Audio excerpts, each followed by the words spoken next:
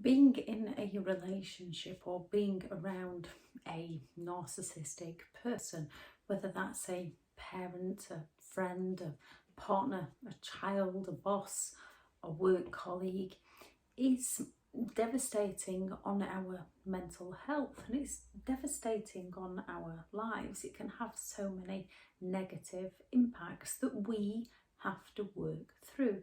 We are not responsible for their mistreatment of us. However, we are responsible for our own healing. One of the things that we can struggle with after a narcissistic relationship is anxiety.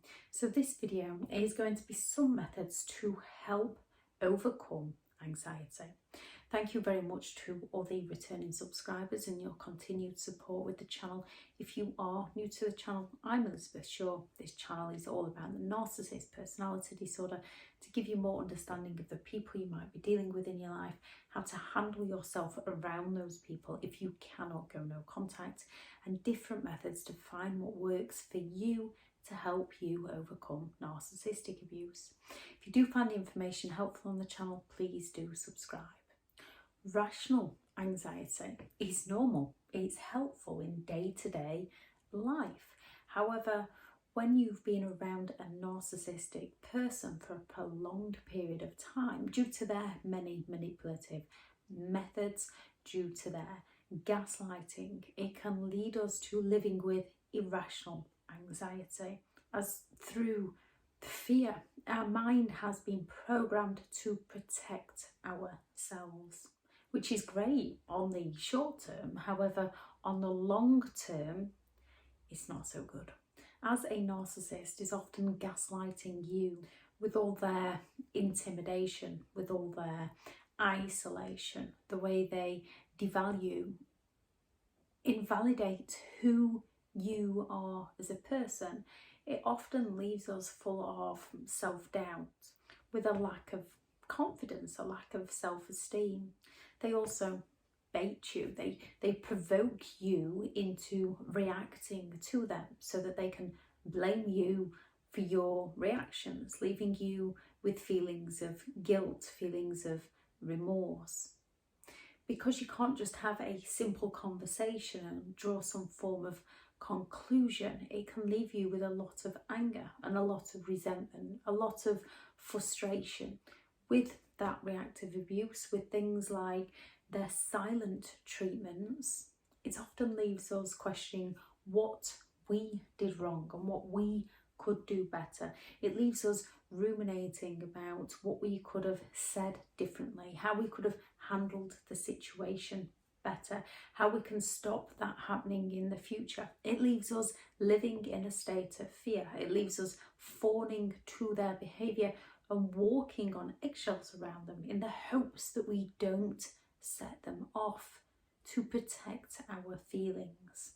Our feelings that the narcissist is using against us through many emotionally abusive, coercive, controlling methods, so they can control who we are as a person to suit who they are as a person.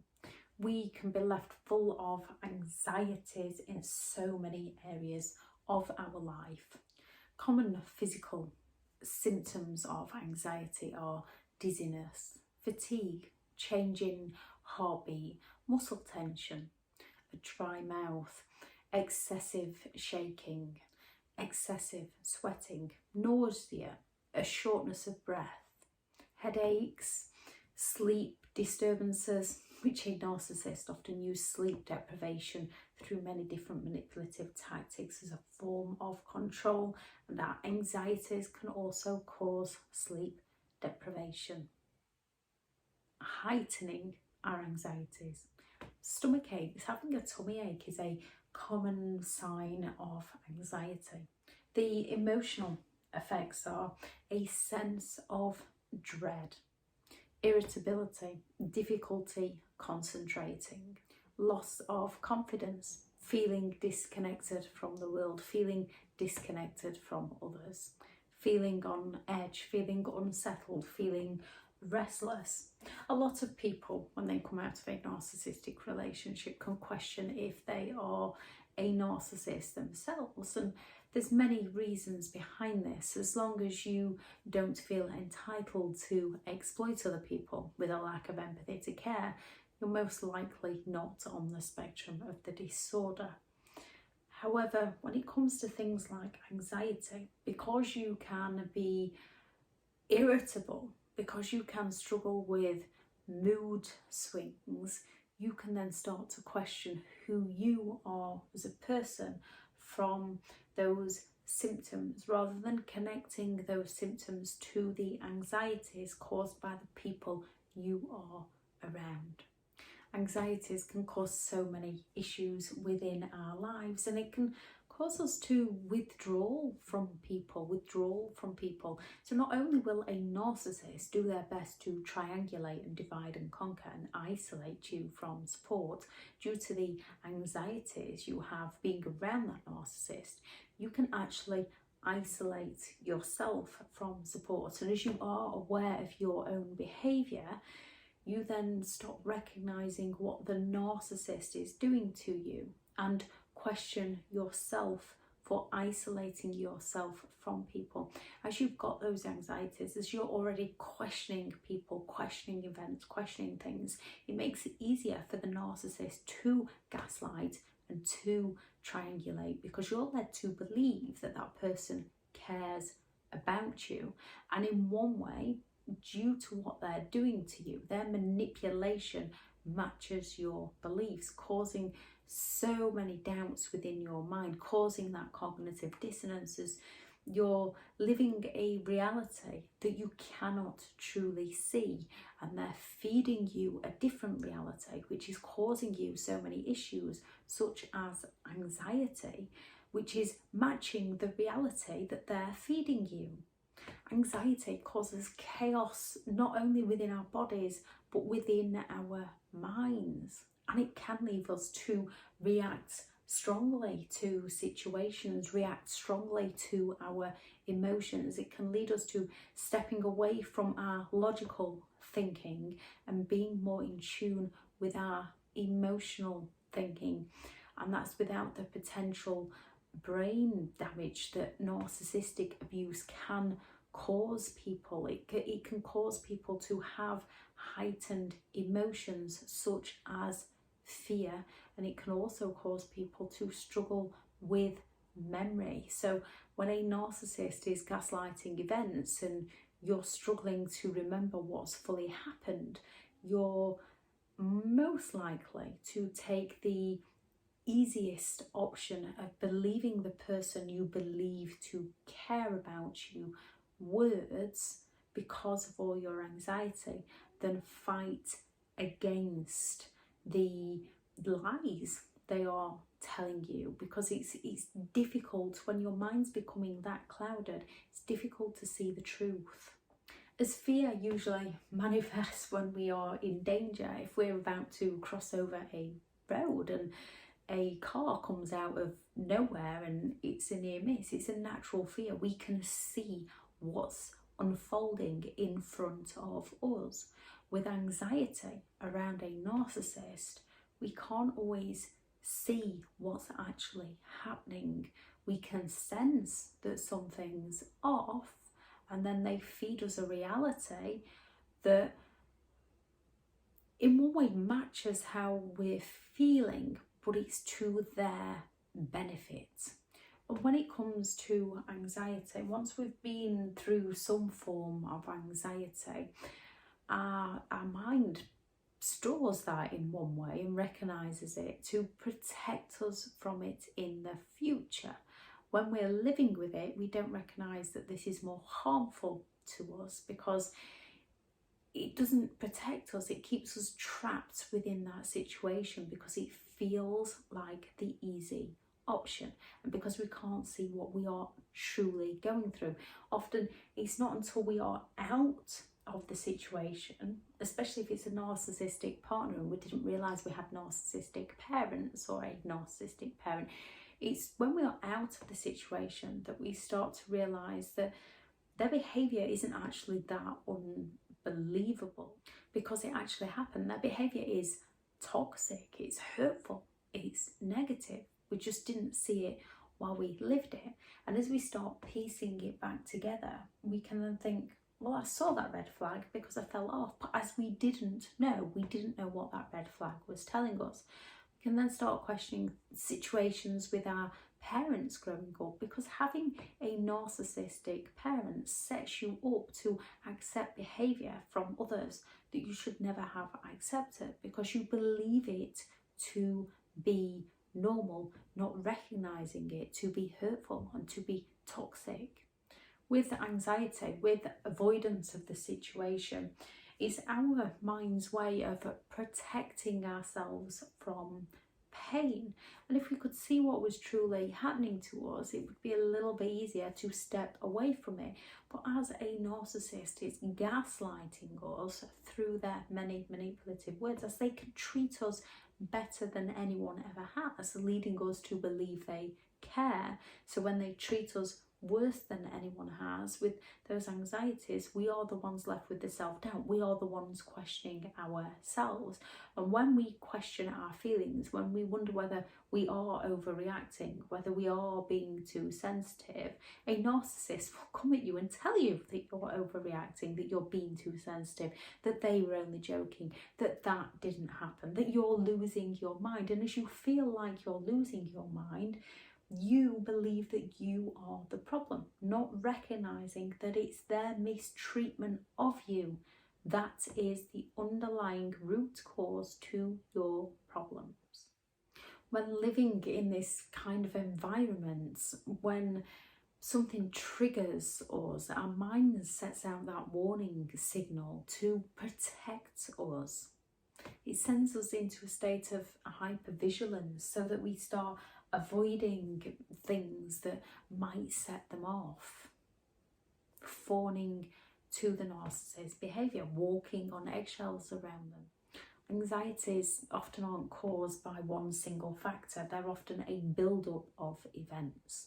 Difficult life experiences can be one of many reasons why we end up with anxieties, and it can lead us to turning to comfort foods, excessive exercise, drinking, finding a way to soothe ourselves and not always finding a healthy way to soothe ourselves. And when we find an unhealthy coping mechanism, it causes more issues, it causes more anxieties. It makes us doubt who we are even more. It makes us question our own abilities. It makes us question our capabilities. Everyone has an inner voice. Everyone has those self-doubts. Everyone has those moments of questioning themselves. However, when you are around a narcissistic person, you will also have their voice in your mind, putting you down, getting you to question who you are. Identifying those thoughts is one way to break that pattern. So instead of just going about your day to day, just becoming more self-aware, living in a state of awareness so that you can recognize how you are talking to yourself and pull yourself up about how you are talking to yourself. Recognize how somebody is treating you, recognize how somebody is talking to you, and no longer making excuses for people talking to you in a way that you would not talk to them. Becoming more self-aware so that you can recognize what you are doing and why you are doing it. When it comes to anxiety, talking to the right people can help. Talking to people that are going to help you find a solution. Talking to people who understand you. Talking to people who can give you that clarity on what you've been through. Cognitive behavioural therapies help because that brings you an awareness of your thinking, your logical thinking, so that you can learn to adjust your thoughts and change your actions. Exercise can help with anxieties as it is a proven mood booster. Exercise can also raise your self-esteem. It can raise your confidence. It releases endorphins, which naturally lifts your mood, and it is a treatment for mild depression. Exercise can help with anxieties. Even just a brisk walk can do this, a gentle jog, a run, a swim, finding the exercise that works for you, finding what you enjoy doing.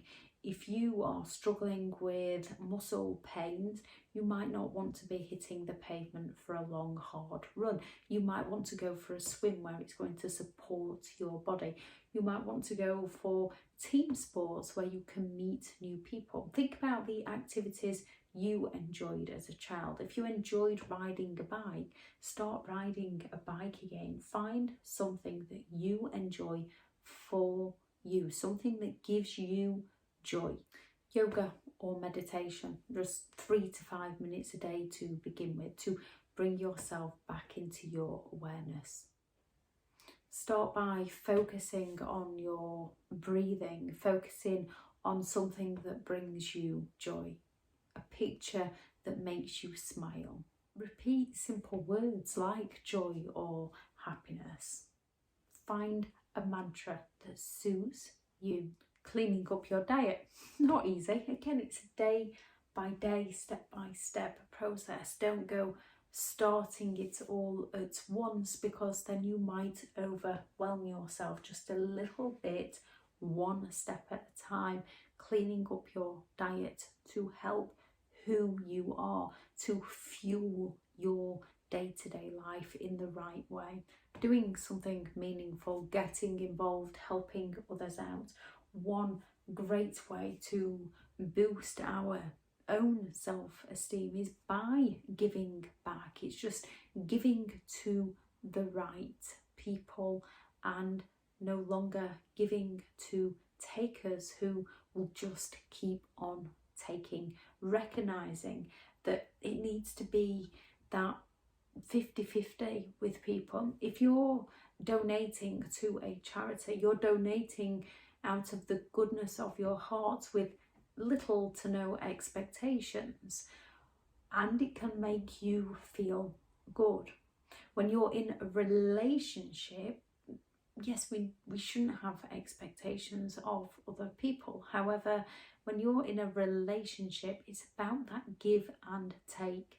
And if all they are doing is taking from you, you need to take yourself far away from them. Being creative helps with anxieties, whatever that creative side is within you, whether that's singing, drawing, painting, playing a musical instrument, writing, cutting hair, getting back into education, whatever that is for you. Bring out your creative side. Reading and reading positive, uplifting books can help with anxiety. Reading things that bring you joy, reading things that make you smile. Reading books on psychology can help, because it can help you process what you are thinking and why you are thinking these things, to help you shift your thoughts to ones that will serve you and no longer work against you. Getting a good support system going, and that support system starts with you. Even if you find people that can help you, or should I say when you find people that can help you, you are the one that's got to put the work in. You are the one that's got to save yourself. You are the one that's got to change your thoughts. Nobody's going to do that for you. People can help you, people can support you, people can talk to you in a way that lifts you up. However, you're the one that's got to action it.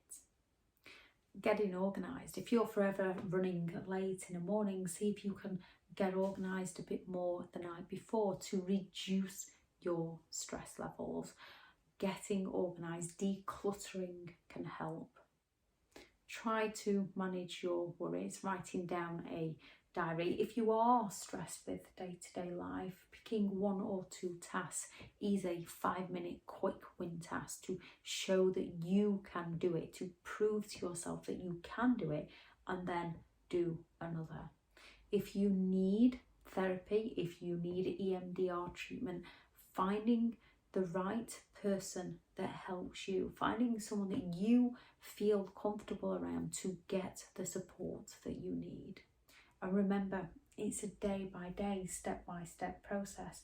It's usually taken many years to program our minds to think the way they are thinking, which is working against us.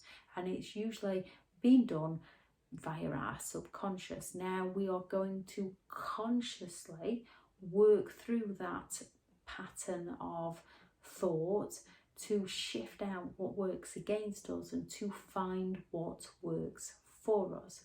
And we are going to feel like we are arguing with ourselves because we've been that way for so long. It is natural to have those anxieties. So our body's trying to protect ourselves.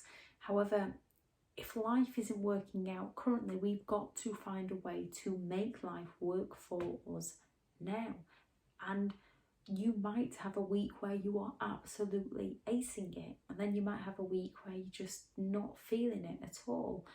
That's life. Emotions hit. That doesn't mean you've failed. It means you need to reassess, reevaluate, get up and go again and keep going until you find what it is that makes you happy, that brings you joy, that makes life work for you.